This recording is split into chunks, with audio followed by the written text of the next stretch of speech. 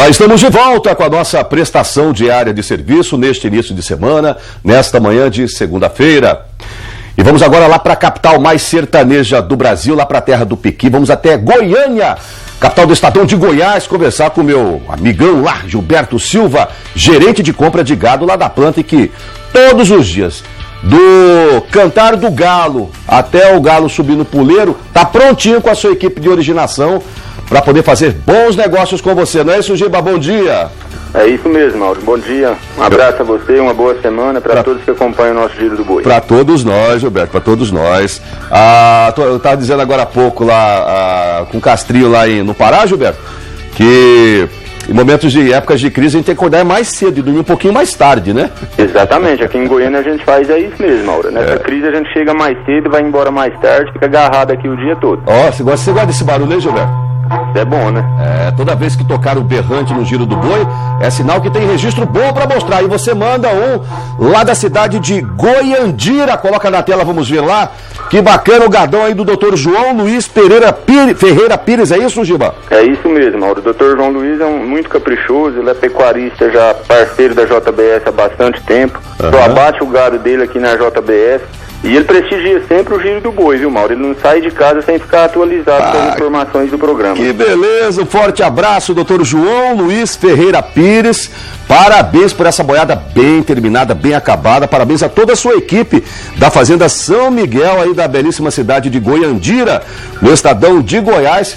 Gado bom merece ser mostrado aqui no Giro do Boi, a gente mostra, e esse gado o senhor mereceu. Parabéns, doutor João, obrigado pela audiência. Gilberto, agora vamos negociar. Assim que acabar o programa, pecuarista fazendeirada vai te ligar aí para fazer a sua escala. Manda lá o preço de balcão. Mauro, hoje boi de 137, vaca de 129, com prazo de 30 dias. Eita, preço diferenciado, hein, Gilberto? Tá o preço bom, daqui a pouco começamos as negociações aqui. Que maravilha, viu? Se eu tô com uma boiada gorda lá, não perdia tempo, né? Viu? Tá na hora. Daqui a pouco volta a chover e tá no momento de você dar um alento aí, né? Um alívio, vamos dizer assim, para sua pastagem. Vai começar a chover, começa a rebrotar.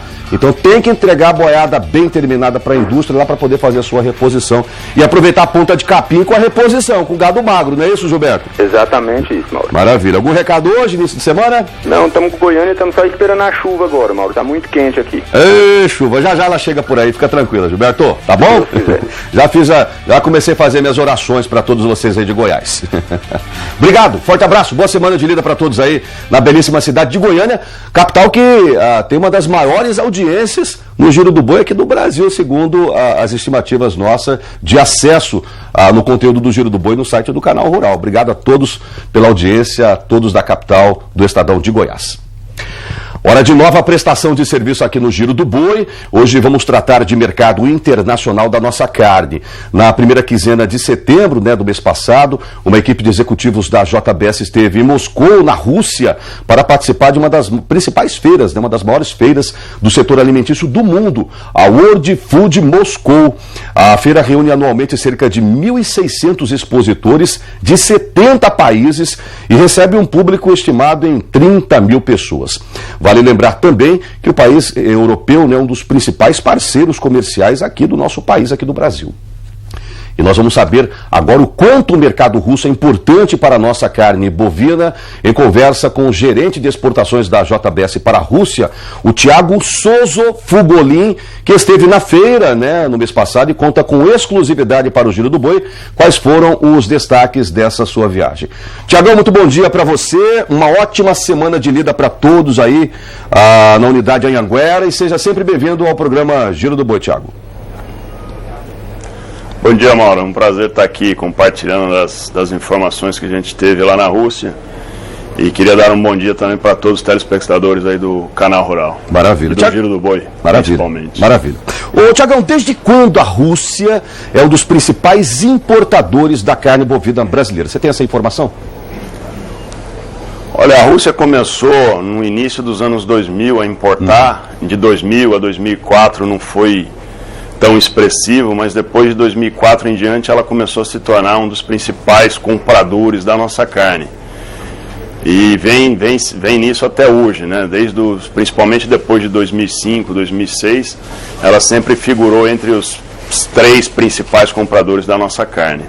Outra coisa, Thiago, em 2014, no ano passado, me parece que a Rússia foi a segunda maior compradora da carne bovina brasileira, mas esse ano me parece que essas exportações estão em queda acentuada. Explica pra gente, ano passado, o que está ocorrendo esse ano? Sim, exatamente. Desde 2013, ou depois da crise de 2008, né? Em 2008 foi um dos principais compradores também, depois nós tivemos uma crise mundial, onde a Rússia também sofreu. Houve uma pequena queda, mas uma recuperação rápida em 2009, e desde então a Rússia vem aí figurando entre o primeiro e o segundo lugares aí de principal comprador da nossa carne. O ano passado ela ficou em segundo, nós fizemos um grande volume.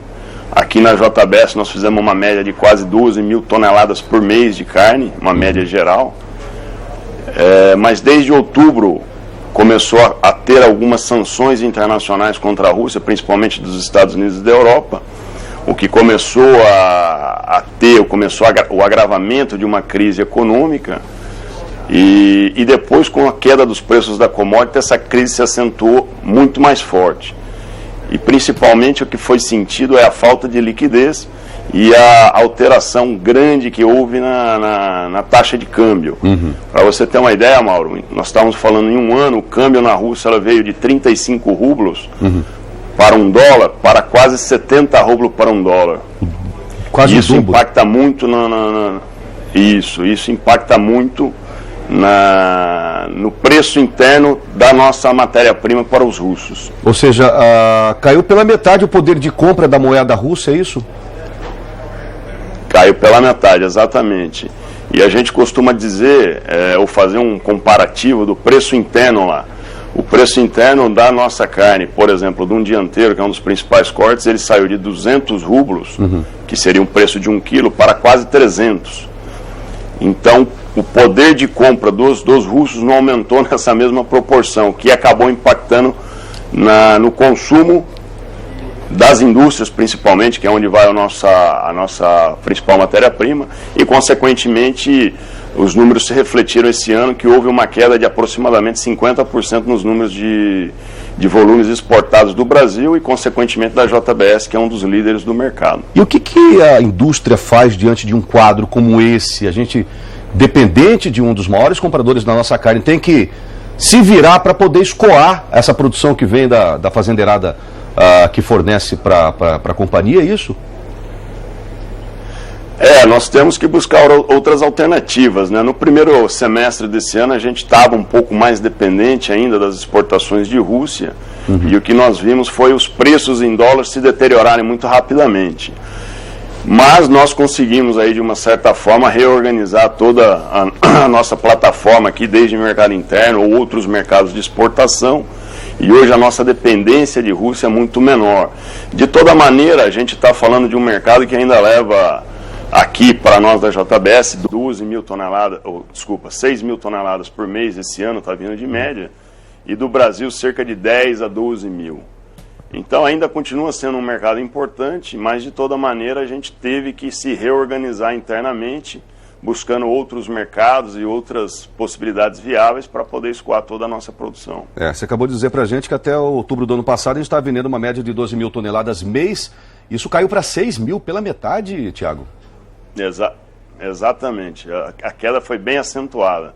Não só nosso, como de todo o Brasil. O Brasil, na média, ano passado, ele estava na faixa de 25, alguns meses deu até 30 mil toneladas, mas na média geral umas 25 a 28 mil.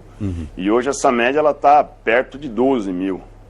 Rapaz, acentuado, viu? É complicado, né, essa situação. E é por isso que a JBS hoje tem um portfólio de mais de 100 tipos de produtos para a gente poder tentar escoar com eficiência e competência, como eu acabei de dizer, a produção dos nossos quase 70 mil clientes aqui no Brasil. Existe alguma expectativa, alguma perspectiva de reverter esse quadro econômico na Rússia e a gente retomar, aumentar o nosso volume de exportações para lá, Thiago?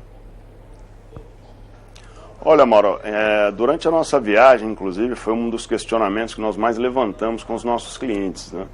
Nós tivemos 10 dias entre São Petersburgo e Moscou. Nós fomos alguns dias antes da feira para São Petersburgo, visitamos todos os clientes nossos lá. Depois ficamos mais uma semana em Moscou. A expectativa existe de uma melhora, mas essa melhora, existe um senso comum que essa melhora não vai vir a curto prazo. A questão da Rússia, fora o preço das commodities, e a Rússia é dependente da exportação de petróleo e gás, que a gente também viu os preços aí despencarem de um ano para o outro, existem as sanções internacionais impostas aí pela Europa e pelos Estados Unidos, que ainda estão em pé, e isso acaba restringindo muito a questão de crédito e de fluxo de pagamento. Perfeito. Então, a expectativa dos clientes é que ainda a gente tenha um 2016 bem desafiador, bem difícil, mas que talvez para 2017 em diante o quadro comece a melhorar e comece a voltar a figurar aí entre um dos principais importadores da nossa carne. Tiago, mas não é uma crise passageira, é uma crise a médio prazo. Médio prazo, perfeito. A gente está vendo imagens ali agora há pouco, estavam aparecendo imagens da World Food Moscou. Você esteve mês passado, junto com alguns executivos da companhia, tentando reaver esse importante mercado. Qual foi a sua impressão? A feira estava movimentada, aquecida? Quais foram os alvos de discussões diante desse cenário de crise econômica na Rússia, Tiago? Olha, Mauro, nesse momento de crise, o que a gente prima na JBS é, de toda maneira, estar muito próximo dos clientes, porque a gente vê que a única maneira da gente tentar sair um pouco mais rápido da crise e também transparecer para os nossos clientes que nós estamos junto com eles para enfrentar essa crise, como nós também estamos enfrentando aqui no Brasil. Então, como o amigo no bloco anterior estava dizendo, durante a crise a gente tem que trabalhar muito mais, se empenhar muito mais para tentar reverter esse quadro. Verdade, perfeito. Então, a conversa com todos foi nesse sentido, de transparecer a eles que nós estamos aqui como empresa, dando suporte para eles e nós vamos ficar juntos nesse período de crise e tentar fazer dentro das nossas possibilidades o que seja viável de negócio, tanto para eles quanto para nós da JBS. Ô Tiago, você sabe o que mais me assusta desse cenário econômico mundial, de crise, de recessão econômica no mundo todo, principalmente na Rússia, é o fato do brasileiro, do pecuarista, do fazendeiro brasileiro estar perdendo espaço, por exemplo, para a produção de carne local e também para a Bielorrússia, né?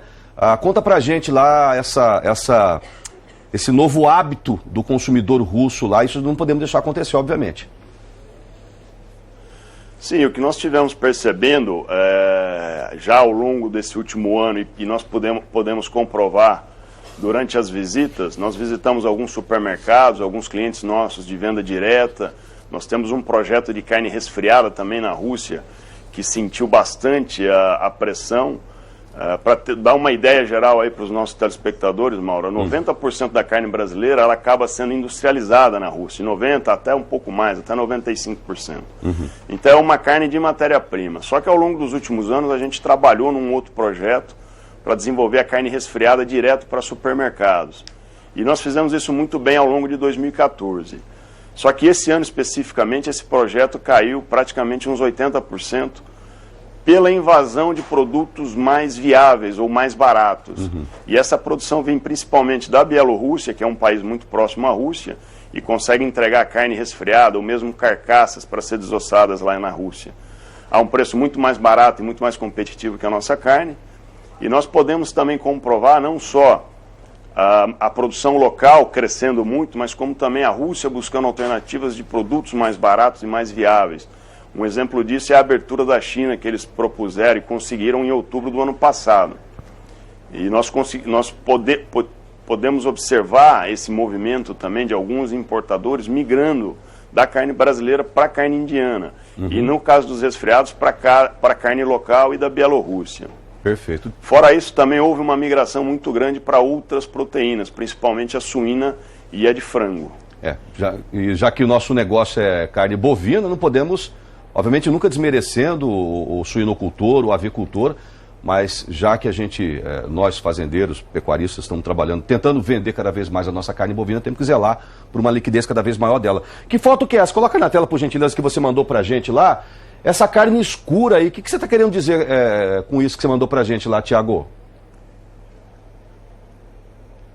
Olha, Mauro, isso aí foi algumas fotos que nós tiramos no supermercado, a Rússia ela tem uma peculiaridade no consumo da carne. Você não vê hoje nos supermercados, como nós temos aqui no Brasil, a carne a vácuo, como é de ciência e hábito de consumo dos brasileiros. Lá a nossa carne resfriada, ela é cortada em grandes pedaços e vendida no balcão, em bandejas. Mas hoje em dia, como a questão do boi inteiro está muito em voga e a gente praticamente não acha mais esse boi castrado, somente boi inteiro, a gente percebe que logo depois que se abre o vácuo, dali umas 10, 12 horas, a carne já fica muito mais escura. Ela não consegue suportar tanto tempo ali no balcão. Isso foi uma das principais reclamações também das redes varejistas na Rússia. Enquanto no passado a gente conseguia aí até 24, 48 horas de balcão. Essa carne durava muito mais e a coloração também não mudava tão rapidamente pro escuro como está nas fotos aí. Por isso a importância da castração animal, né? Isso aí com certeza está relacionado à interferência no pH, né, Tiago? Ah, sim, exatamente. Foi o que nós conversamos e tentamos explicar um pouco para redes varejistas dessa questão de hoje em dia nós temos muito mais boi inteiro e que é muito difícil se controlar o pH nessa situação. Muito bom o nosso papo, mas daqui a pouco a gente volta para tratar mais de mercado internacional. Me parece que você tá indo para a Alemanha agora. Segura aí, Tiagão, tem informações bacanas para a gente passar para a pecuária brasileira. Eu volto já, segura aí. A seguir, os preços da arroba em Pedra Preta, Mato Grosso. E vamos continuar falando da programação da JBS, que visita as maiores e principais feiras de alimentos do mundo. Agora o próximo destino é Colônia, na Alemanha. A Anuga 2015 espera contar com 60 mil visitantes. O Giro do Boi volta logo depois do intervalo comercial. Não sai daí, já, pessoal.